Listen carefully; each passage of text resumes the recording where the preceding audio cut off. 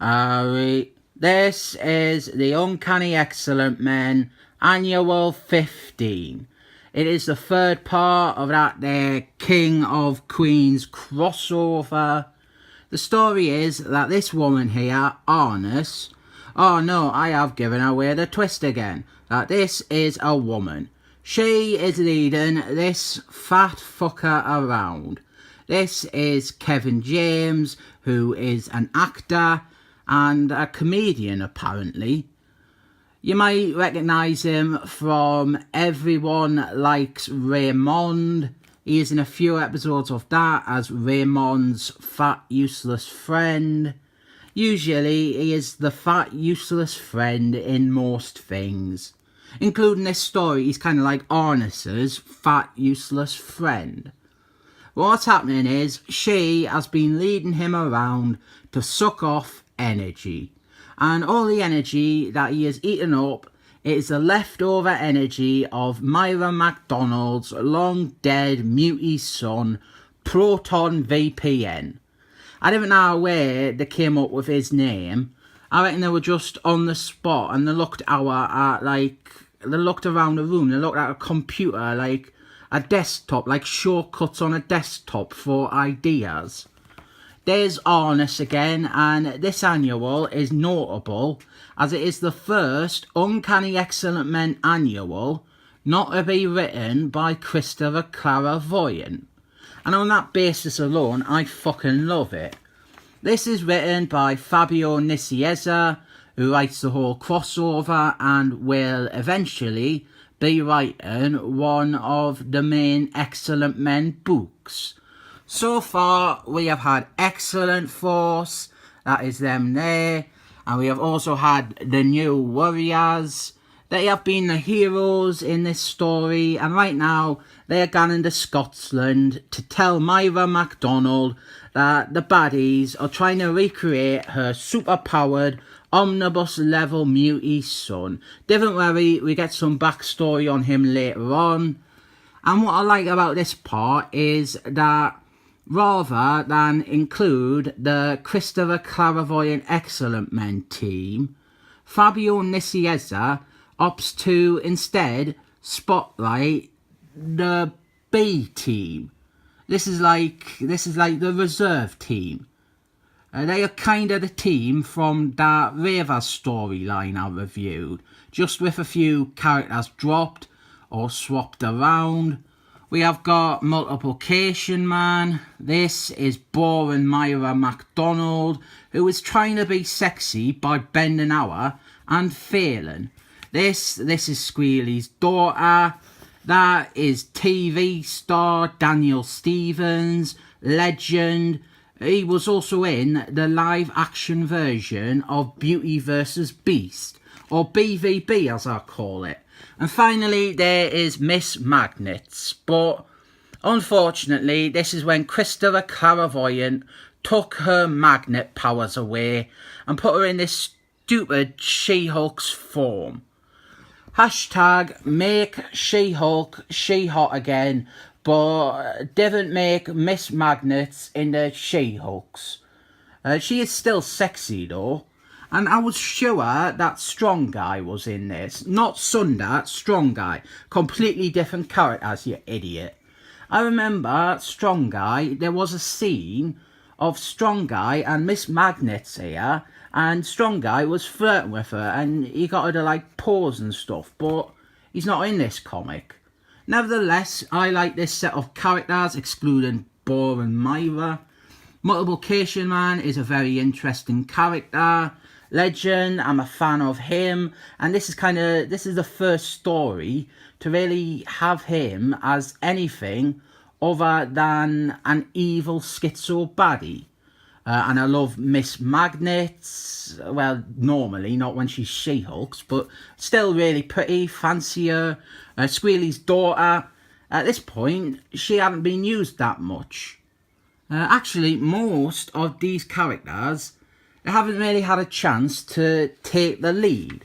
And this story allows these lesser used characters to step up and be elevated to the same level, to the same playing field as Excellent Force and the New Warriors. We do start off, quite a good little team shot there of them all together. We do start off with a little sparring between them, but it's over quick. It's not like last issue where we had 7 or 8 pages of heroes fighting heroes. Last issue it was Excellent Force fighting the New Warriors.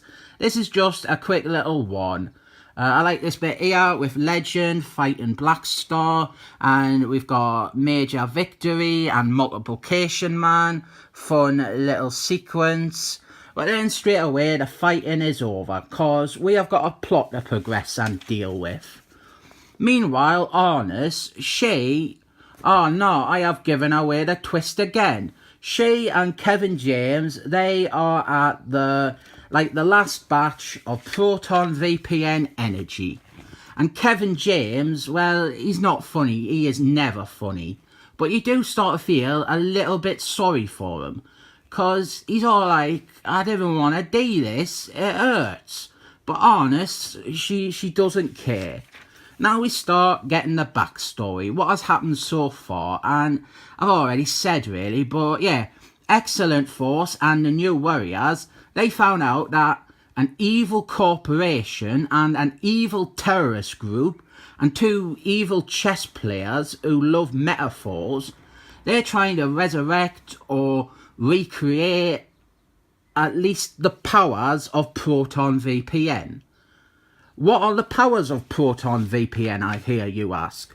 Well, Proton VPN allows you to access websites that perhaps your ISP, your internet service provider, has blocked, as well as providing protection and privacy from parties seeking to use your data. On top of all that, it is also completely free and available for everyone. So here we get a quick little catch up on Proton VPN. He is from an hard story, Christopher Clairvoyant and Jason Byrne, really hard story, and he never really appeared again. But he is Myra McDonald's son, who has reality warping muty powers. He had little control of his powers and he was proper mental. And that's when he made Wolfman cry, and he got killed by Steelman because he was allergic to metal. This is a very truncated version of his past life, but he was a big deal, and he is Scottish too, so he's always looking for a fight, and he will eat absolutely anything as long as you soak it in grease. We got a nice shot there of all the characters together, quite nice little shot. And then we have some group debate about what to do about Proton VPN or the possible return of him. They realise that Kevin James, he's gonna become the new Proton VPN somehow. Chess, look, it's some metaphors. And now we're bang on into the story. All these heroes here, they're gonna fight Arnis. And I like seeing Cannonballs and Black Star both using their powers together, cause visually very similar. It's depicted kind of the same way. And despite this being the Excellent Men annual, all these characters get a fair shake. They're all equals, probably because it's been the same writer as the other parts, so all the cast are being treated the same. Meanwhile, a smaller set of characters are trying to help Kevin James. We have got Boring Myra, Major Victory, Speedy Balls and Firestar from the New Warriors, and Multiplication Man and Legend from the Excellent Men. I don't know why they're trying to help them, because Kevin James is awful, but I like this bit. It's nice seeing these characters trying to help, especially Legend, who, as I said, Legend, he's pretty much only been used as an adversary before this. And I tell you what though, Boring Myra, not only is she boring, she's really horrible in this. She's like a bully. And they all use their powers to try and help Kevin James. And quite fun visual there. We've got loads of multiplication mans, and we've got Legend using his powers. And the funny thing is, I like this bit because look, he is so fat, right? But his feet haven't actually grown. They're still tiny. He's still wearing his shoes and stuff. That's got to be the funniest thing that Kevin James has ever done. And I have seen Pixels twice, but I turned it off early the second time. And I've seen Grown Ups 1 and 2 as well. And here comes the Boom. And both the Paul Blart films and Itch. And some episodes of King of Queens, probably about 20 episodes of King of Queens, and I've seen that new one where he lies about being a spy, and I Now Pronounce You Chuck and Larry, and wasn't there a basketball one? And you can see they're trying to help, but the heroes, they're struggling to try and help. Like Major Victory, look, he is having a nosebleed, and he doesn't even have any tissues around to clean it up with. Meanwhile, the others, they beat up Arnis and Thunderman and Miss Magnets. They punch her at the same time. Oh no, I have given away the twist again that Arnis is a woman. And just look at how much agony Major Victory is in trying to help Kevin James. This is proper superheroes. They're struggling, they're having a hard time, but they're trying to do what is right. And it's not just him, everyone. Like Legend, he looks like he's in distress. And these multiplication man multiples, they're looking unhappy. And in the end, they're trying to save this bloated mess of an unfunny man. But in the end, they don't succeed because he's too fat. They fail. He's just too fat. And it turns out that Arnis is a woman. And not just that though, she is also Kevin James's mother. And we end with Kevin James. He gets so fat, he explodes with all his energy, and Proton VPN emerges. And this is like a composite between Kevin James and Proton VPN. And to quote Thunderman down here, we are in big trouble. And then Proton VPN, he does an explosion, and it's to be concluded. Then we have got the backups, and this is the second part of that story with the evil brotherhood of evil mutants of evil.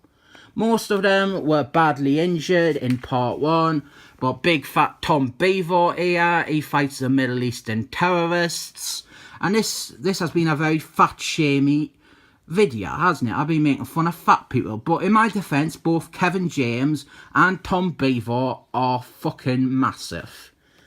And there's not really much to say about this story. It is fine. It is giving a showcase to these characters. That's good. It's nice to see them doing something that isn't fighting the excellent men, but it's a bit too brutal on them. If this is meant to be like their big solo story, well, the Flash has died. They chopped off his head straight away. And then G.I. Joe, he had his arm blown off. Avocado, he was disemboweled again. And Fireman Sam, he was meant to be badly burnt, but they've forgotten that, and he is fine in this one. And then we end with some more. We have got G.I. Joe and Avocado getting it again. I mean, look at G.I. Joe there. Half of his face has fallen off. I'm no doctor, but my diagnosis is that he is fucked. And this is to be continued. Then we have got the origin of the excellent men, and this is really poor. Lousy, messy art, and it's just a very succinct and quick, pointless piece of filler. It doesn't tell you out about the characters, it doesn't offer you an insight into any of the personalities or tell you about any of their important stories. This is just like lip service. It's like a really shit pamphlet you would give out. Then we have got to end with a wolf story, a Wolfman story. Great art on this one, but it's a waste of time. I imagine they only included this one because Wolfman, you weren't in the main story. It's got good art, but it's an utterly pointless story. Backup stories excluded, this is a really good comic. We have got an enormous cast of characters, and I feel that it does more than a decent job of juggling them all. The story doesn't pad it out, and by the end, the stakes are really high. I think this story is good. I rate this comic 7 thumbs up.